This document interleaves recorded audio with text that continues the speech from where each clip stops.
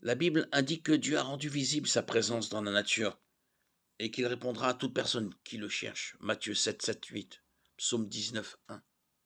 La Bible explique également que l'intention d'une personne l'emporte toujours sur l'épreuve. Une personne doit vouloir connaître la vérité avant que l'épreuve ou la logique ne fassent la moindre différence. Jean 7, 17. Aucune preuve ne convaincra jamais une personne réfractaire. Et plus une personne déclare avec besoin de plus de preuves, plus elle démontre qu'aucune preuve ne sera jamais vraiment suffisante. Luc 16, 19, 31, Matthieu 12, 39. L'expérience confirme l'enseignement de la Bible sur cette question, la logique et l'expérience conduisant à dire qu'il n'existe pas d'athée passif.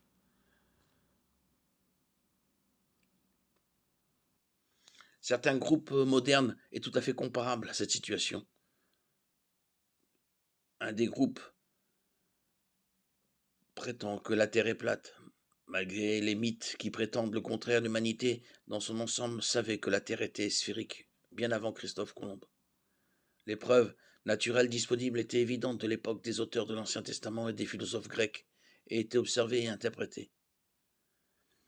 Ceux qui utilisent l'argument de l'incrédulité à l'égard de Dieu hésiteraient à affirmer que les partisans modernes de la Terre plate sont ouverts à la notion de planète sphérique, ou qu'ils sont disposés à changer d'avis sur la question.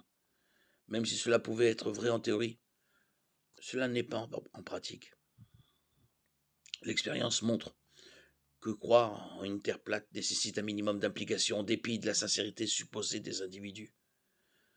Certains faits doivent être délibérément ignorés, balayés ou renversés. En d'autres termes, l'adepte typique de la Terre plate qui prétend être ouvert aux preuves ne l'est tout simplement pas.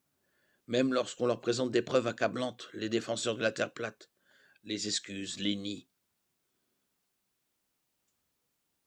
ou les ignorent.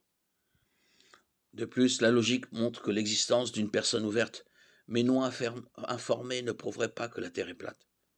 Cela révèle la troisième fausse prémisse de l'argument de l'incrédulité, selon un certain calendrier. Cette prémisse échoue parce qu'elle est enracinée dans le même problème que celui qui conduit à l'athéisme en premier lieu, l'hypothèse que Dieu doit faire ce que l'athée ferait. Une personne peut être sincère et se tromper sincèrement. Dieu n'est pas tenu de respecter une ligne arbitraire que l'humanité aurait tracée. Cela ne veut pas dire qu'une conversion en vue de renoncer à la terre plate ou à l'athéisme est impossible. Mais dans presque tous les cas, les athées convertis admettent qu'au moins une partie de leur problème était le refus délibéré de croire. Ils reconnaissent après coup qu'ils ont laissé les préjugés et les préférences l'emporter sur les preuves. Les citations d'athées célèbres sont empreintes d'émotion, d'angoisse et de l'aveu pur et simple, qui ne veulent pas que Dieu existe.